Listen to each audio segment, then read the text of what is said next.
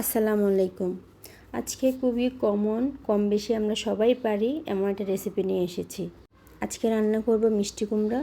প্রথমে একটা কড়াইতে তেল দিয়ে দিব পরিমাণ মতো, তারপর পেঁয়াজ দিয়ে পেঁয়াজটা হালকা বাদামি হয়ে এলে তাতে দিয়ে দিব হলুদ হাফ চা চামচ, তারপর মরিচ 1 চা চামচ। মিষ্টি কুমড়াতে যেহেতু খুব একটা মরিচ যায় না, তাই আমি কম দিলাম। আপনারা কেউ যদি ঝাল খেতে পছন্দ করেন আপনার পছন্দ অনুযায়ী দিতে পারেন।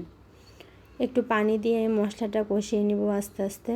তারপর দিয়ে দিলাম চিংড়ি। আমি এখানে একটু বড় দেখে চিংড়ি দিয়ে রান্না করছি, সেজন্য একটু অল্পই দিলাম। তারপর দিয়ে দিলাম লবণ দিয়ে চিংড়ি দিয়ে একটু ভালোভাবে কষিয়ে নিব। তারপর একটু পরেই দিয়ে দিব কেটে রাখা মিষ্টি কুমড়া। আমার এখানে 3 পোয়া মতো মিষ্টি কুমড়া আছে, আমি সেটা রান্না করছি। তারপর ভালোভাবে নাড়তে থাকবো। ভালোভাবে নাড়ি ছেড়ে দেওয়ার পরে একটু ঢাকা দিয়ে দেব। হ্যাঁ, আমি এখন এখানে কোনো পানি ইউজ করব না, আগে এটা একটু কষিয়ে নিব। কষানোর পরে এখান থেকে পানি বের হবে, সেটা দিয়ে এটা কষানো হয়ে যাবে। এখানে আমি এক্সট্রা করে পানি দিইনি এখনও, একটু পরে দিব।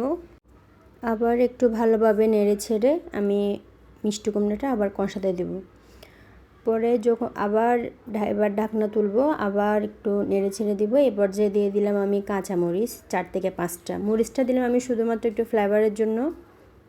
এই মরিচ থেকে আমার কোনো রকমের বের হবে না, ঝাল বের হবে না। এবার দিয়ে দিব পরিমাণ মতো পানি।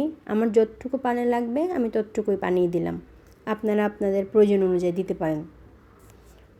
আমি এই পর্যায়ে এসে আবার ঢাকনা দিয়ে দিব, যেহেতু পানি দিয়েছি ঝোলের জন্য, সেটা একটু ভালো করে একটু সিদ্ধ হওয়ার জন্য আবার ঢাকা দিয়ে দিব। তারপর আবার একটু নেড়ে ছেড়ে লবণ চেক করব শেষে এসে। লবণ চেক করার পরে যদি বুঝতে পারি আমার মিষ্টি কুমড়া সিদ্ধ হয়ে গেছে, লবণ হয়ে গেছে, তাহলে আমার রান্না ডান। আসলে রান্নাটা এক একজনের এক এক রকম, এক একজন এক একভাবে করে। আমি এখানে শুধুমাত্র আমি যেভাবে করি আমি সেই স্টাইলটাই দেখালাম আপনাদেরকে।